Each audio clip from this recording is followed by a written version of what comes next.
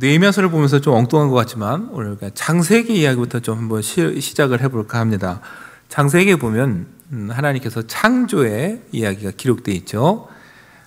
첫째 날 낮과 밤을 만드시고 또 궁창을 만드셨습니다. 그 다음에는 땅과 채소와 또 열매들을 만드셨고 해와 달을 만드시고 그 다음에 바다 생물과 하늘의 새를 만드셨어요.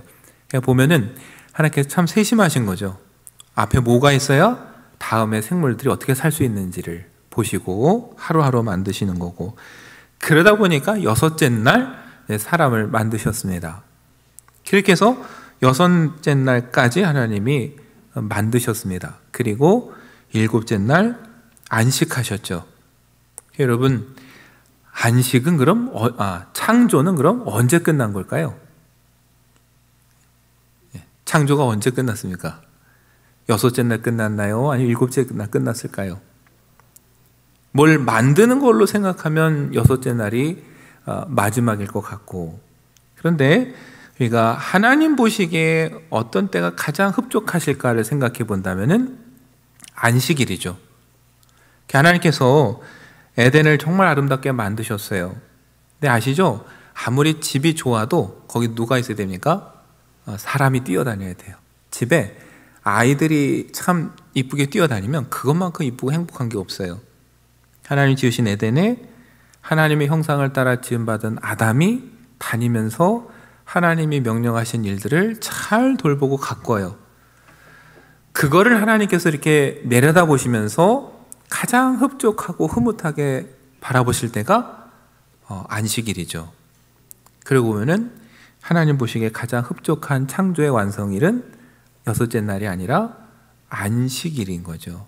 그래서 여러분, 창조의 완성은 안식일이다, 이런 이야기를 하게 되는 겁니다. 이야기를 왜 드렸냐면은 이스라엘 백성이 50여일 만에 성벽을 쌓았습니다. 놀라운 일이죠. 하나의 은혜로 이루었어요. 근데 여러분, 성벽을 쌓았지만 그 성벽이 정말 아름답고 귀하고 가치 있으려면은 어떻게 해야 됩니까? 그 성벽 안에 사람이 살아야죠. 그 사람들이 이 성벽을 쌓을 때까지 인도하신 하나님의 은혜를 찬양하고 노래하고 하나님이 그걸 기쁘게 바라보실 때 예루살렘은 뭐예요? 가장 보기 좋은 거예요. 그게 가장 은혜스러운 모습이에요. 그런데 성벽을 졌는데 봤더니 아직 외부의 적들이 위협을 가하고 있고요. 예루살렘 성 안을 봤더니 가옥이 별로 없어요. 사람들이 사는 사람이 별로 없습니다. 그만큼 어려웠거든요. 이게 문제예요. 그래서 여러분, 느헤미야는 이제 성벽을 다 지은 후에 뭘 하냐? 첫 번째는 사람이 살 수 있도록 만들어 갑니다. 문을 달고 노래하는 사람들과 레위하는 사람들, 문지기, 그리고 여러분 보초를 세웁니다. 그리고서 동생 하나니와 하나냐에게 이걸 관리하게 맡겨요. 너무 일찍 열지도 말고 너무 늦게 닫지도 말고. 그래서 뭐예요? 아직도 노리는 적들로부터 성벽을 지키게 하죠. 더 중요한 건 이제 사람을 어떻게 살게 하느냐, 채우는 거죠. 그래서 사람들이 누가 있나 조사를 합니다. 그러다 보니까 그 먼저 돌아왔던, 포로에서 돌아왔던 사람들의 명단을 얻게 돼요. 그 명단이 느헤미야 7장에 나오는 수많은 이름들이에요. 그러니까 여러분, 느헤미야 7장은 엄청 길지만 처음 포로에서 돌아온 사람들의 명단, 이거예요. 그냥 그 명단에 제일 먼저 누가 나오냐면은 그 돌아온 사람들의 대표가 나오는데요, 12명입니다 12 참 익숙한 숫자죠. 애굽에서 나올 때도 야곱의 12아들들이 12지파가 돼서 나왔는데, 바벨론에서 돌아올 때도 이 대표들이 12명이었어요 하나님께서 은혜로 구원해 주셨구나. 어디든지 간에 하나님을 향한 믿음을 지키는 사람들을 하나님께서 이렇게 이끌어 주시는구나, 그걸 보여주는 숫자죠. 그 다음에 여러분 보면은 집안별로 누가 몇 명인지 다 적습니다. 또 어디 지역 출신인지 몇 명이 있는지를 다 적어요. 그 다음에 또 누구의 명단이 나오냐? 제사장과 레위인들의 명단이 나옵니다. 근데 참 보면 레위인의 숫자가 너무 적어요. 포로에서 돌아왔는데 돌아온 제사장의 수보다도 10분의 1이 안 됩니다. 사실은 제사장을 도와서 이 성전에서 일을 하려면 레위인들이 훨씬 더 많아야 되는데 제사장의 10분의 1도 안 돌아왔어요. 왜냐하면 너무 형편이 어려워서요. 예루살렘 돌아봐야 얻을 기업도 없고 사는 것도 막막하고, 그러니까 돌아오겠다는 레위인이 별로 없었던 거죠. 근데 그 말은 반대로 여러분, 그럼 돌아온 사람들은 어떤 사람들이겠습니까? 어렵고 힘든 거 알지만 뭘 하겠다고 온 겁니까? 성전에서 제사장을 도와 하나님을 섬기겠다라는 마음 하나로 돌아온 그 레위인들의 숫자가 거기 적혀 있는 거예요. 참 얼마나 헌신된 사람들입니까? 그 레위인의 명단을 지나고 나면 그 다음 누가 나오냐? 느디님 사람들이라 해서 이름이 나와요. 이 느디님 사람이 도대체 누굴까 봤더니 그냥 히브리어를 소리 나는 대로 적은 게 느디님 사람들이에요. 그럼 뭐 하는 사람들일까 제가 찾아봤더니 성전에서 잡다한 일들을 하던 사람들을 다 느디님 이렇게 불렀어요. 그러니까 여러분, 그렇게 제사장, 레위인, 그 다음에 또 밑에서 도와서 성전에 일을 하는 사람들이 느디님 사람들이에요. 근데 이 사람들의 이름을 봤더니 히브리 사람이 아닌 사람들이 섞여 있어요. 옛날에 전쟁에서 포로로 잡혀왔던 사람들의 후손일 수도 있고, 이스라엘이 바벨론에 살 때 그때 이 사람들 통해 하나님을 알게 된 이방 사람들일 수도 있고요. 중요한 건 어떻게 해요? 그들이 어디로 왔습니까? 예루살렘으로 왔다라는 거예요. 연고도 없는데 기반도 없는데 왔어요. 그럼 그들이 왔다라는 건 뭐 때문에 온 겁니까? 역시 성전에서 섬기기 위해서 온 것이죠. 그러니까 세상적인 어려움을 감수하고 하나님의 전에서 열심히 일을 해보겠다고 온 사람들의 명단이 거기에 또 적혀 있는 거예요. 그러니까 돌아보면 이스라엘은 이런 사람들 때문에 그 어려운 상황에서도 믿음을 지키고 오늘까지 올 수 있었던 것이고, 이런 사람들의 뒷받침이 있었기 때문에 예루살렘 성벽이 다시 세워진 것이고 앞으로도 튼튼히 설 수 있는 거죠. 그래서 여러분, 사람이 중요한 거예요. 느헤미야가 그 사람들을 다 조사해서 정착시키려고 노력하는 거예요. 여러분, 느헤미야 7장 마지막 73절은 이렇게 기록합니다. 이와 같이 제사장들과 레위 사람들과 문지기들과 노래하는 자들과 백성 몇 명과 느디님 사람들과 온 이스라엘 자손이 다 자기들의 성읍에 거주하였느니라. 지금까지 열거했던 이 사람들이 이제 어떻게 됐어요? 자기들의 성읍에 거주하였다. 전에는 형편에 따라서 아무 곳에 살았어요. 원래 그러면 안 돼요. 하나님께서 지파마다 주어지신 땅, 허락한 그 가문의 땅에서 살면서 지켜야 되는데 그러지 못했어요. 그런데 이제 어떻게 합니까? 느헤미야가 그들을 다 본래 있어야 될 성읍으로 보내요. 예루살렘도 당연히 포함되겠죠. 이제 어떻게 돼요? 눈에 보이는 성벽만 지은 게 아니라 사람들을 다 정착시켜서 사람들로 채우면서 더 굳건하게 만드는 거예요. 여러분, 아까 열거했던 수많은 사람들, 출신도 집안도 다 다른데 그들에게 유일하게 공통점이 있다면 뭡니까? 하나님 섬기는 일이에요. 이방 출신이든 레위인이든 제사장이든 그거 위해서 여기까지 온 사람들이고, 하나님은 그 사람들을 다 기억하시고 기록해 두셨다가 뭐예요? 하나님의 나라를 채우고 예루살렘을 굳건히 세워 가시는 거죠. 여러분, 그렇다면 오늘 이 모습은 어디서 보여야 됩니까? 교회가 그렇게 해야 되는 거예요. 교회가 하나님께 최선을 다해 예배를 드리기 위해서 좋은 건물도 있어야 되고 이왕이면 음향도 좋고 다 좋아야죠. 하나님께 우리가 할 수 있는 최선을 다하려니까. 그러나 정말 마지막에 중요한 건 뭐예요? 사람이에요. 예배당 아무리 멋지게 줘도 사람이 없으면 그것만큼 썰렁한 게 없습니다. 차라리 작아도 사람들이 와서 함께 모여 부딪히고 예배하고 뛰노는 걸 보면 하나님 보시기에 가장 좋은 거죠. 교회가 그렇게 되려면 어떻게 해야 돼요? 정말 다양한 사람들이 다 와야 돼요. 느디님 사람도 와야 되고 제사장도 와야 되고 레위인도 와야 되고 지파 출신이 다 달라도 와야 돼요. 그럼 그 사람들을 하나로 묶어줄 수 있는 건 뭡니까? 예수 그리스도 한 분밖에 없어요. 저도 여러분도 얼마나 제각각입니까? 성향도 생김새도 출신도 다 다른데 뭘로 하나를 묶겠어요? 그건 예수님 향한 마음, 하나님을 향한 믿음밖에는 없어요. 그래서 우리는 교회에서 뭘 얘기해야 되냐면은 하나님의 말씀에 대해서 이야기하고 하나님의 은혜를 얘기를 해야 이게 하나가 되지, 아니면 함께 모였는데도 자꾸 부딪혀요. 내 얘기하고 내 자랑하고 세상 얘기하니까. 우리가 모여서 할 얘기는 여러분 하나님 이야기예요. 어려운 거 아닙니다. 여러분 같은 고향 출신들끼리 모이면 뭐예요? 향후회입니다. 같은 학교 출신들이 모이면 동문회예요. 교회는 뭡니까 그럼? 동문회도 아니고 향후회도 아니고요. 예수님 때문에 모인 사람들이에요.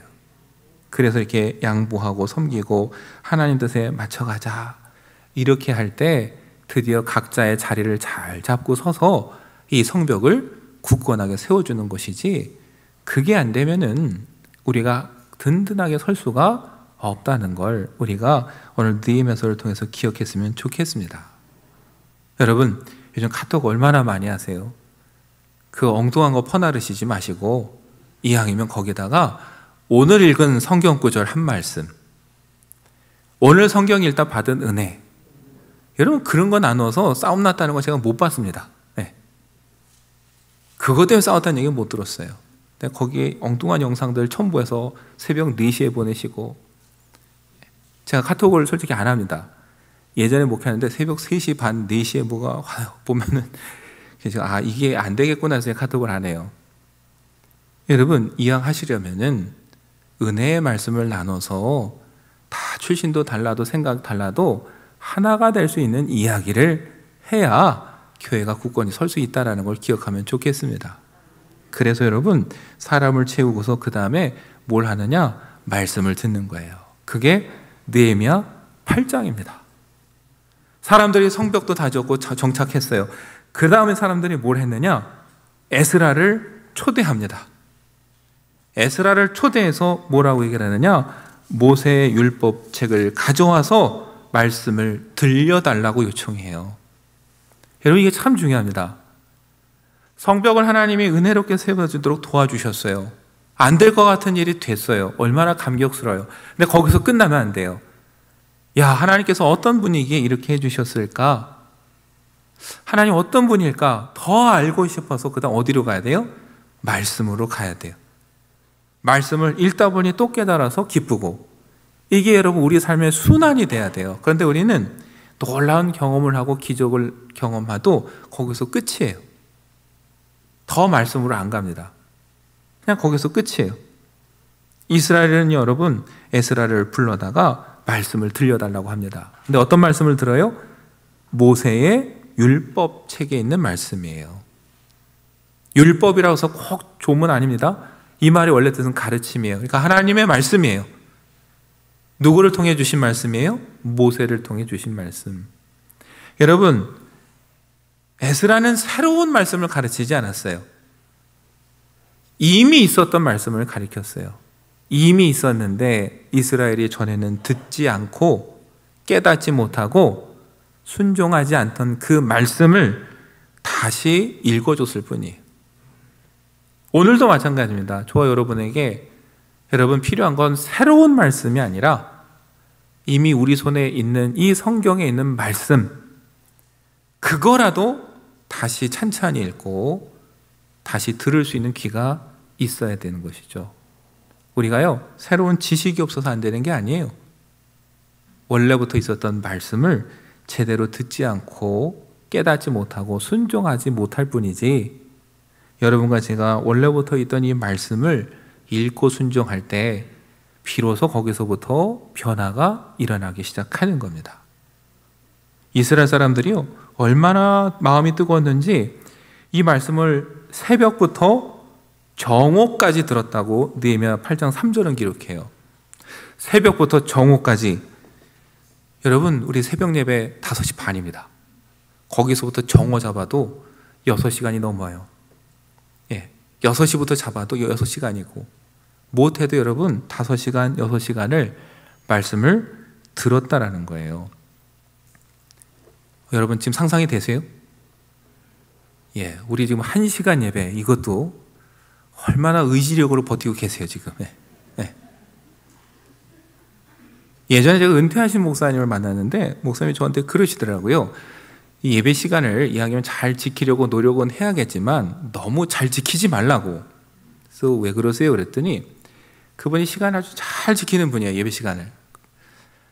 어느 날 조금 설교를 길게 해서 예배가 한 5분 10분 늦게 끝났어요.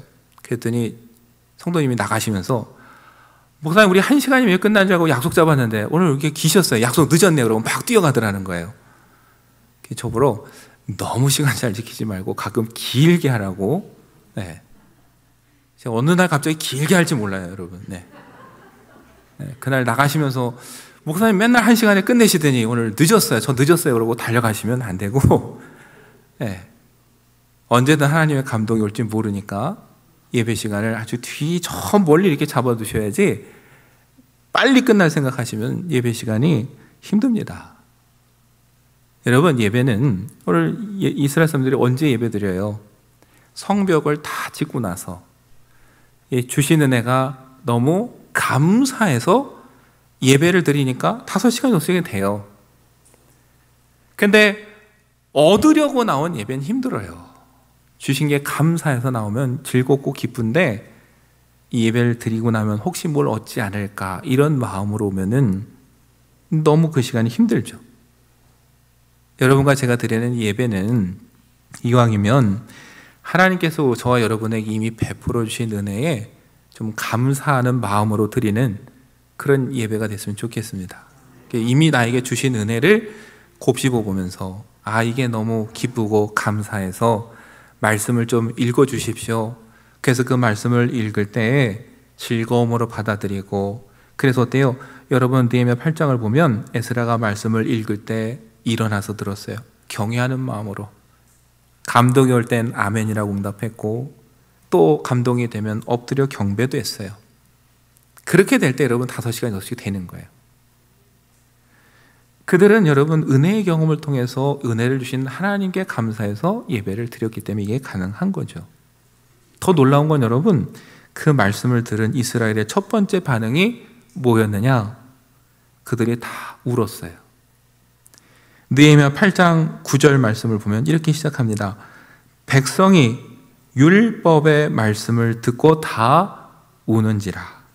총독 느헤미야와 제사장 겸 학사 에스라와 백성을 가르치는 레위 사람들이 모든 백성에게 이르기를 오늘은 너희 하나님 여호와의 성일이니 슬퍼하지 말며 울지 말라. 이렇게 말했어요. 여러분 사실 설명은 없어요.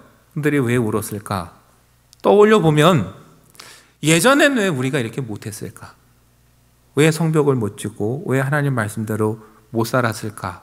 라는 회개가 있었을 것이고, 그럼에도 불구하고 하나님 은혜로 안 될 것 같은 이 일을 이룬 게 너무 감격스러워서 울었을 것이고, 중요한 건 어찌됐건 여러분 느헤미야가 에스라가 와서 말합니다. 슬퍼하지 말라. 오늘은 하나님의 성일이다. 기쁜 날이다. 그래서 여러분 그 다음에 한 말이 오늘 우리가 읽은 본문이에요. 그 말하고서 계속 이어서 뭐라고 하냐면은 너희는 가서 살진 것을 먹고 단 것을 마시라. 잔치죠. 오늘은 기쁜 날이라는 거예요. 울지 말라라는 거예요. 그리고 가서 준비하지 못한 형제가 있다면 어떻게 해요? 나누어 주라. 함께 나누는 잔치를 벌이라는 거예요. 오늘은 근심하지 말아라. 여호와로 인하여 기뻐하는 것이 너희의 힘이다. 레위인들도 말합니다.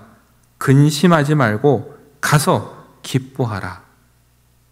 여러분 마지막 12절에 뭐라고 합니까? 모든 백성이 곧 가서 먹고 마시며 나누어 주고 크게 즐거워하나니 이는 그들이 그 읽어 들려준 말을 밝히 알미라. 하나님의 말씀을 깨달았더니 기뻤어요. 그래서 나누었어요. 이게 여러분 말씀을 우리가 제대로 받아들였을 때의 모습입니다. 말씀을 우리가 읽을 때 삶이 변화되는 거예요. 다른 게 아니라 말씀을 읽을 때, 말씀을 읽으면서 우리의 과거의 죄 때문에 찔림도 있을 겁니다. 근데 사실 찔리기 때문에 기쁨도 있는 거예요. 죄 갖고 고민하지 않는 사람, 죄로 인해서 아파해 본 적이 없는 사람은 사실은 기쁨을 몰라요. 죄 갖고 씨름하고 눈물 흘려본 사람만이 용서받았을 때 기쁨도 누릴 수 있는 거예요. 그래서 말씀은 때로 우리를 아프게도 하지만 우리를 위로해 주시기도 하시는 게 하나님의 말씀이에요. 여러분, 그래서 바울이 뭐라고 합니까? 로마서 5장 20절에 율법이 들어온 것은 범죄를 더하려게 함이라. 그러나 죄가 더한 것에 은혜가 더욱 넘쳤다. 내가 얼마만큼 큰 죄인인지를 갖고 씨름해 본 사람만이 그 구원의 은혜를 느꼈을 때 더 크게 느낀다라는 거죠. 다윗도 그랬습니다. 다윗이 밧세바를 범하고 선지자를 통해서 책망을 받았어요. 그 죄 때문에 씨름했습니다. 그때 지은 시편이 시편 32편이에요. 하나님께 죄를 고백도 못하고 용서받지 못했을 때 어떤 심정이었느냐? 시편을 보면요, 종일 신음함으로 뼈가 쇠하였다 그랬어요. 그뿐입니까? 주의 손이 주야로 누르셔서 진액이 빠져서 여름 가뭄같이 됐다 그랬어요.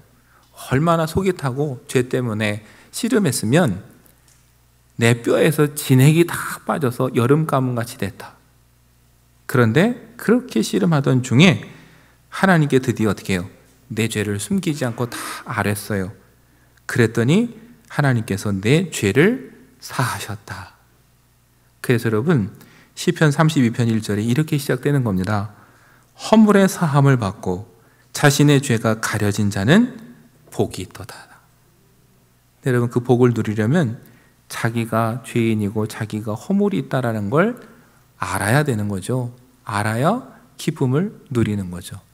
그래서 여러분, 이스라엘 백성은 오늘 이 말씀을 읽고 들으면서 울었어요. 아파서 울고 기뻐서 울고.